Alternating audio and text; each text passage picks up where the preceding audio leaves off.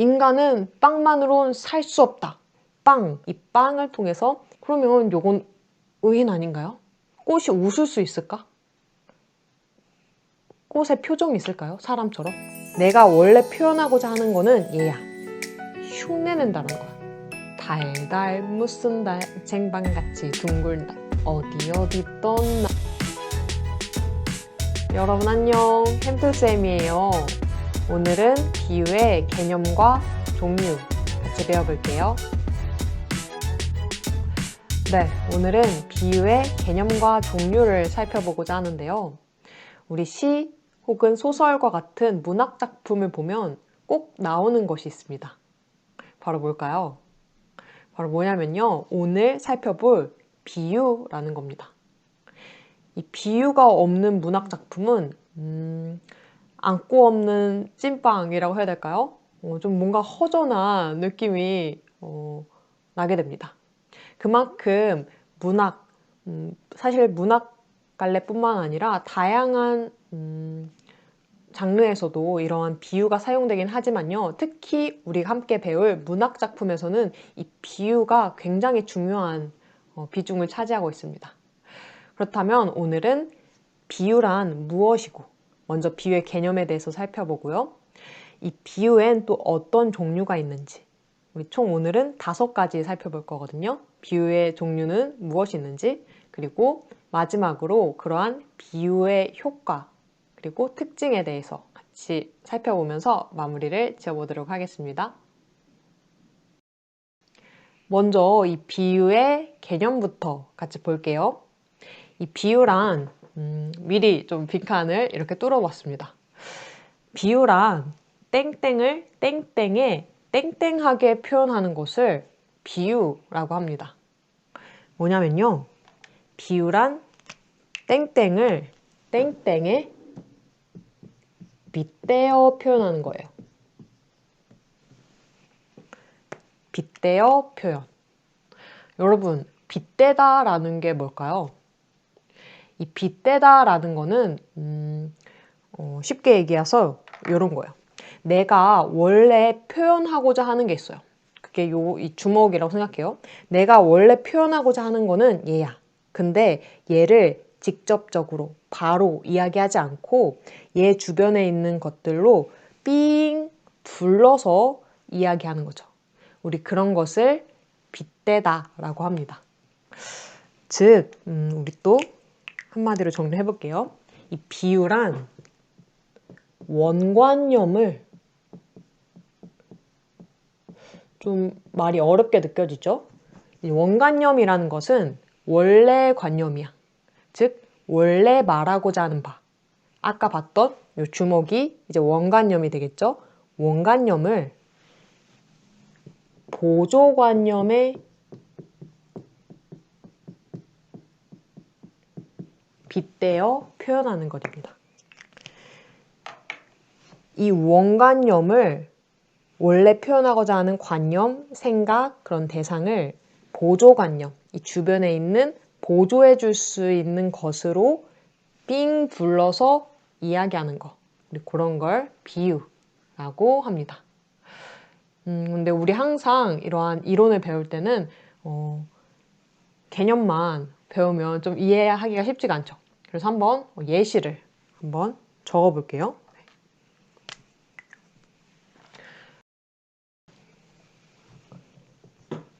우리 4월이 되면 요 계절이 됩니다.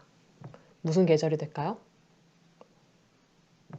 뭘까요, 여러분? 뭐예요? 벚꽃이죠. 그치? 누가 봐도 벚꽃. 그쵸? 하얗고 풍성하고 예쁜 벚꽃이 펴요. 그쵸? 근데 이 벚꽃과 관련한 이야기를 할 때 바로 벚꽃이라고 얘기하는 것보다는, 여러분 이게 뭘까요? 갑자기 그림 그리는 시간이 됐어. 이게 뭐냐면요. 우리 영화관에서도 영화를 보면서도 자주 먹는 그런 음식. 뭐죠? 맞아. 팝콘. 그치? 팝콘. 이 벚꽃을 이야기할 때 나 오늘 친구들이랑 벚꽃 나무 아래서 사진 찍었어. 이렇게 표현하는 것보다 나 오늘 친구들이랑 팝콘처럼 하얗고 풍성하게 열린 그 나무 밑에서 사진 찍었어. 라고 하면 조금 더 생생하게, 생동감 있게 상상이 되고 그런 인상을 받을 수가 있겠죠. 그쵸? 이 벚꽃을 팝콘 같은 벚꽃이라고 표현하는 게 이제 비유다라고 할 수 있어요. 근데 이 비유에는 중요한 특징이 하나 있습니다.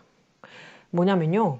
바로 요거예요. 요것도 잘 기억을 하면 좋을 것 같아요. 뭐냐면 유사성이 있어야 돼. 유사성. 이 유사성이라는 건 뭐냐면요. 비슷해야 된다라는 거야. 공통된 속성이 있어야 된다는 거야. 공통점이 있어야 된다는 거야. 이 벚꽃은 하얀색이고 팝콘도 하얀색이고 벚꽃은 좀 이렇게 풍성한 꽃잎으로 이루어져 있죠. 풍성한 편이고 팝콘도 좀 풍성하게 이렇게 부풀어 올라 있죠. 그쵸? 그러한 유사성이 있기 때문에 팝콘 같은 벚꽃이라고 서로 연결시켜서 비유적으로 표현할 수 있게 되는 겁니다. 이렇게 이 비유에는 유사성의 원리가 들어있어요. 되게 중요한 부분입니다. 이 유사성이라는 부분을 놓치면 안 돼요. 이 유사성이 없으면 비유라고 할 수가 없어요. 빗대어서 표현해야 돼. 비슷해야 돼요. 근데 비슷하지도 않은데 무작정 비유를 하려고 하면 잘 와닿지가 않습니다. 네. 좋아요. 그러면 지금 비유의 개념과 특징 간단히 살펴봤으니까 이번에는 이러한 비유에는 어떤 종류의 비유가 있는지 크게 5가지로 살펴보도록 할게요. 네, 이렇게 비유의 5가지 종류를 적어봤어요. 되게 다양하게 많이 있죠. 이 5가지 모두 비유 중에 하나인 거야. 그러니까 이 지규도 비유고 은유도 비유고 의인도 비유고 화류도 비유고 대유도 비유란 거죠. 그쵸? 그럼 우리 지규부터 같이 보도록 할게요. 달달 무슨 달 쟁반같이 둥근 달 어디 어디 떴나 은남선 위에 떴지 막 이런 동요 우리 어렸을 때 많이 불러봤죠. 그쵸? 선생님 뭐예요? 왜 갑자기 노래를 부르세요? 라고 한다면 여기에 이 비유 중에서도 지규가 들어가 있기 때문이에요. 쟁반같이 둥근 달이라고 나오죠.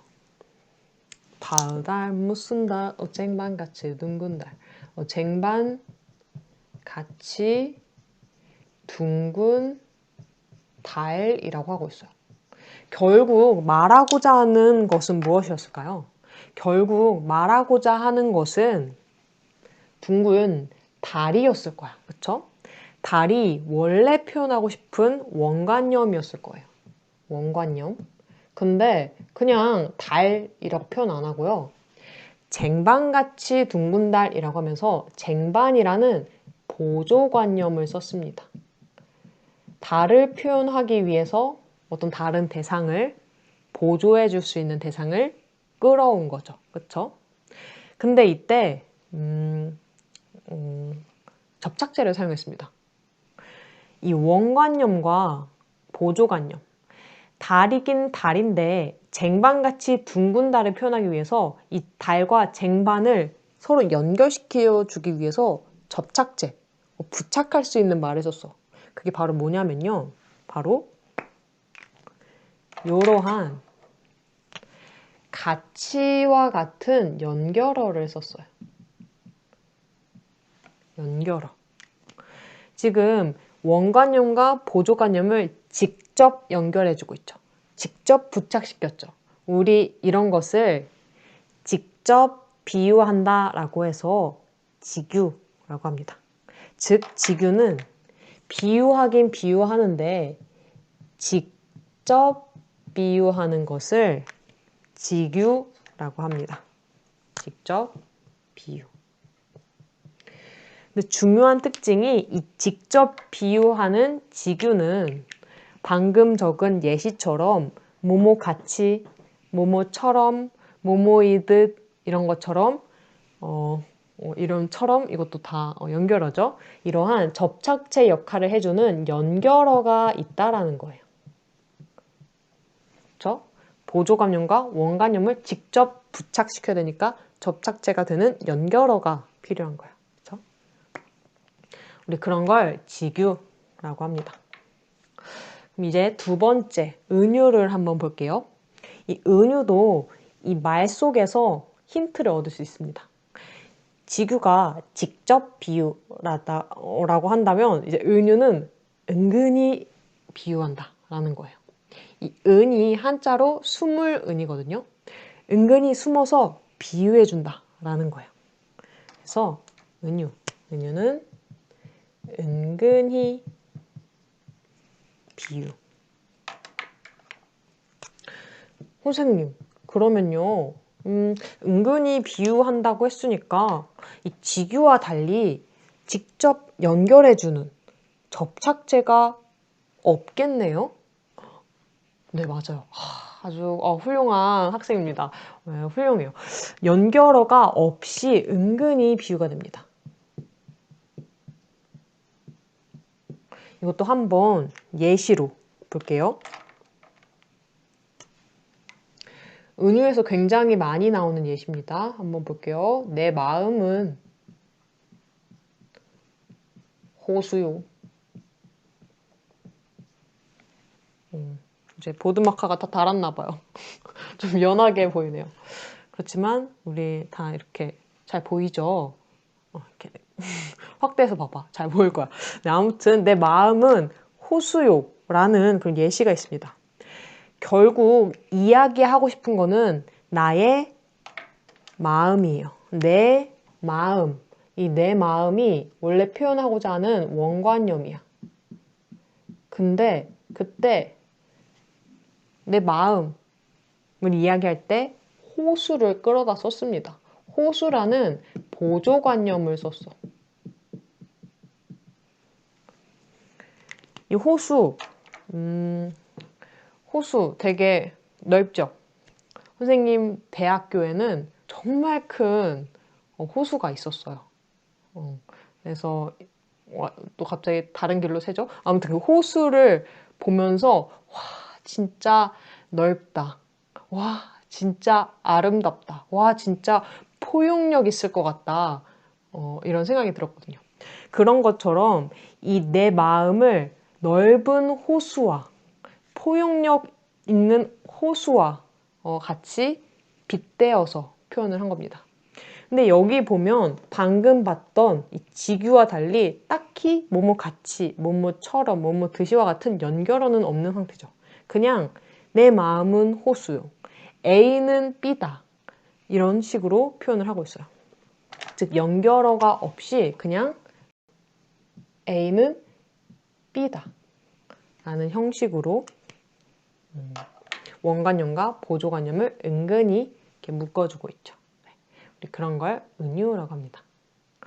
이 직유와 은유를 구분하는 문제가 또 자주 나오는 편이니까 잘 기억을 해두면 좋을 것 같습니다. 네. 하나는 직접 비유하기 때문에 연결어가 있고 하나는 은근히 비유하기 때문에 연결어가 없다. A는 B의 형태이다. 라는 주된 형태로 사용된다. 라는 걸 알면 좋을 것 같습니다. 그럼 우리 이제 세 번째, 우리 의인 같이 보도록 할게요. 우리 계속 이 말뜻에서 이것의 속성을 알아낼 수 있었어요. 얘도 마찬가지입니다. 의인. 얘도 한자가 쓰였는데요. 이 인. 여러분, 한자 어렵잖아. 근데 한자 어려워도 이 한자만큼은 많은 친구들이 알고 있죠. 이 인. 무슨 인일까? 사람인. 그쵸? 사람인. 잠깐만. 선생님이 오늘 한자 공부 좀 해야겠다. 사람인 이렇게 써야 되죠.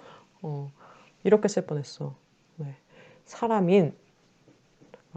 사람인. 사람과 관련한 비유라는 거야. 사람과 관련한 비유. 근데 이 은은 뭐냐면요. 이 은은 흉내낸다라는 거야. 즉 의인이라는 것은 사람을 흉내내는 비유라는 거죠. 잠깐만, 우리 잠깐. 사람을 흉내낸다라는 뜻이 뭘까요? 일단 전제가 사람이 아니라라는 거겠죠. 사람이 아닌 게 사람처럼 흉내내는 것을 의인이라고 합니다. 즉, 의인이란 사람처럼 표현하는 거. 사람이 아닌 것을 사람처럼 표현하는 것을 의인이라고 해요. 예시를 공간이 많이 없으니까 한번 말로 해볼게요. 꽃이 웃는다. 이런 표현이 있어요. 시에서는 이런 표현이 자주 나오죠. 꽃이 웃는다? 좀 어떤 느낌인지는 알 것 같죠? 막 꽃이 나를 반겨주는 것 같고, 그쵸? 근데 실제 꽃이 웃을 수 있을까? 꽃의 표정이 있을까요? 사람처럼? 그렇지 않죠. 그쵸? 그렇기 때문에 이 꽃이 웃는다라는 것은 사람이 아닌 그런 꽃을 웃는다라는 사람의 속성을 가진 존재로 표현하는, 사람처럼 표현하는 의인법이 쓰였다라고 정리를 할 수 있을 것 같습니다. 네. 사실은 의인이라는 것은 과학적으로는 불가능한 그런 모습들을 나타내죠. 그럼 이제 네 번째 화류를 볼게요. 이제 화류는 좀 어려울 수 있어. 잘 기억을 해야 돼요. 이 화류는 또 의인과 좀 헷갈릴 수가 있습니다. 이 화류란 뭐냐면요. 무생물을, 즉 생물이 아닌 것을 생물처럼 표현하는 것을 화류라고 합니다. 약간 다르죠? 앞서 봤던 의인과. 이제 생물이라고 하면 살아있는 것을 의미해. 즉, 살아있지 않은 것을 살아있는 것처럼 표현하는 게 바로 화류입니다. 이 화류도 이러한 예시가 있어요. 어둠은 새를 낳고 라는 그런 예시가 있어요. 이 어둠은 살아있지 않죠.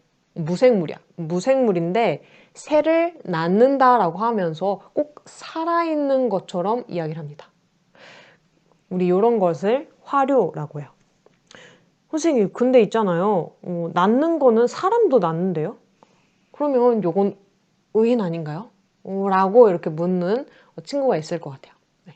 엄밀하게 말하면 사실 이 의인도 어떻게 보면 화류 중에 하나로도 볼 수가 있겠죠. 근데 아무래도 모든 살아있는 생물만이 갖는 특성이 아니라 인간만이 갖고 있는 특성이 있을 거야. 뭐 웃는다 뭐 이런 거는 주로 사람이 갖고 있는 그런 특성이죠. 우리 그런 걸 묶어서 의인이라고 하고요. 이 화류는 살아있지 않은 게 살아있는 것처럼 표현하는 게 이제 화류입니다. 네. 이제 마지막 대유 같이 볼게요. 이 대유도 이 안에, 이 낱말 안에서 그 의미를 찾아볼 수가 있을 거예요. 이 대유라는 게 뭐냐면요. 이 대가 대신한다 혹은 대표한다 라는 뜻이야. 대신 그리고 대표해서 비유한다 라는 뜻입니다. 대신, 대표. 그러면 무엇이 무엇을 대신하고 대표하냐 이런 궁금증이 생길 수 있죠. 뭐냐면요. 부분이, 즉 일부죠. 일부가 전체를 대신할 때, 우리 그럴 때 대유가 쓰였다라고 합니다. 인간은 빵만으로는 살 수 없다. 라는 말이 있어요. 그쵸? 근데 이 얘기를 딱 듣고 어떤 사람이 이렇게 생각할지도 몰라. 그래, 인간은 빵만으로는 살 수가 없지. 밥도 있어야 되고, 즉 쌀도 있어야 되고, 케이크도 먹어야, 케이크가 빵이죠? 밥도 먹어야 되고, 국도 있어야 되지. 빵만으로는 살 수 없어. 라고 얘기하면 조금 맥락과 좀 벗어난 그런 해석이죠. 인간은 빵만으로 살 수는 없다라는 게 어떤 의미냐면 인간은 먹을 거로만은 살 수 없는 존재야. 인간은 문화적 가치, 인간은 다른 추구할 수 있는 많은 가치들이 필요해. 라는 이야기를 하고 싶어서 인간은 빵만으로는 살 수 없다라고 이야기를 하는 거죠. 이때 이 빵, 정말 빵, 우리 계란과 밀가루, 뭐 그런 설탕을 사용한 그런 정말 그 빵만을 의미하는 게 아니라 이 빵을 통해서 인간이 먹는 먹을거리, 물질적인 음식 전체를 뜻하는 말로 비유했다라고 볼 수 있는 거죠. 즉, 빵이라는 부분을 통해서 인간이 먹는 전체 먹을거리를 표현하고 있는 거, 대신하는 거, 대표하는 거. 우리 이런 걸 대유라고 합니다. 그렇죠? 잘 이해가 되시나요? 또 이 대유의 또 다른 예시로 이런 것도 있습니다. 빼앗긴 들에도 봄은 오는가. 이 빼앗긴 들, 이 들판. 이 들은 정말 그 일부의 들판만 의미하는 게 아니라 우리나라 국토의 일부를 이야기하는 거거든요. 즉, 그런 일부의 들을 통해서 우리나라 국토 전체를 표현하고자 하는 겁니다. 즉, 빼앗긴 들에도 봄은 오는가 라는 뜻은 빼앗긴 우리 민족, 우리 국토에도 해방의 소리, 광복이 찾아오는가 뭐 그런 의미를 담고 있겠죠. 즉, 들이라는 부분을 통해서 우리나라 국토 전체를 대신해서 비유하는 요것도 대유라고 할 수가 있겠습니다. 잘 안 으신가요? 네. 누구나 처음은 다 낯설죠. 그쵸? 처음에 이런 개념이 확 들어오면 어렵게 느껴질 수 있어. 근데 우리 뒤에 이어서 문제도 여러 번 반복해서 봐보고 또 이론도 계속 복습을 하다 보면 언젠간 네. 이 비유 동류가 잘 쏙쏙 구분이 될 거라고 생각이 듭니다. 네, 그러면 이 비유와 관련한 효과 몇 가지 같이 살펴보면서 오늘 수업 마무리를 해보도록 할게요. 네, 오늘 같이 배운 이 비유를 사용하면 또 이러한 효과를 얻을 수가 있습니다. 먼저 이 비유를 사용하면 주제를 효과적으로 전달할 수 있어요. 이 주제라는 것은 작가가 표현하고자 하는 것을 주제라고 하거든요. 근데 이 주제는 보통 좀 추상적이고 복합적이고 좀 어렵게 느껴질 수가 있어요. 근데 이 비유를 활용하면요, 그런 주제가 좀 더 쉽게 잘 인상적으로 이해가 되고 전달이 될 수 있다는 거죠. 그렇기 때문에 많은 문학작품 혹은 꼭 문학작품이 아니더라도 다양한 갈래 글에서 이 비유를 활용해서 주제를 표현하게 됩니다. 또 다음 두 번째 특징으로는요, 독자가 이러한 비유를 사용된 표현을 읽으면 좀 더 상상이 잘 돼요. 상상력을 자극하죠. 독자의 상상력을 자극하고 좀 더 생생하고 구체적이고 선명한 이미지를 주게 됩니다. 독자는 그 과정에서 흥미 역시 느끼게 되겠죠.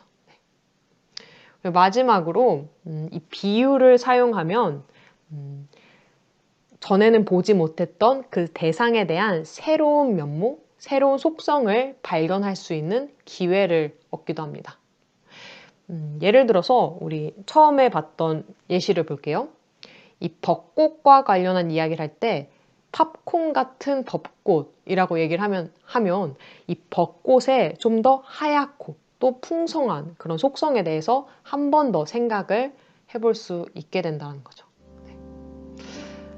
네, 여러분 오늘 이 비유의 개념, 종류, 효과까지 같이 함께 알아봤습니다. 사실 이 비유라는 것은 이론적으로 비유는 무엇이고 비유의 종류가 무엇이 있고 어떤 효과를 주고 이렇게 아는 것보다는 실제로 이 비유가 사용된 시 혹은 소설 혹은 수필과 같은 그런 작품을 통해서 어떻게 비유가 활용되는지 확인해 보는 게 정말 중요하다라고 볼 수 있을 것 같아요. 네, 그러면 우리 다음 시간에는 실제 이 비유가 사용된 여러 작품들을 함께 보면서 어떻게 작품 속에서 실제로 이 비유가 활용됐는지 같이 확인해 보는 시간 갖도록 하겠습니다. 네, 여러분 오늘도 이렇게 강의 듣느라 정말 수고 많으셨고요. 우리 다음 시간에 또 재밌고 유익한 강의로 만나 뵙도록 하겠습니다. 안녕.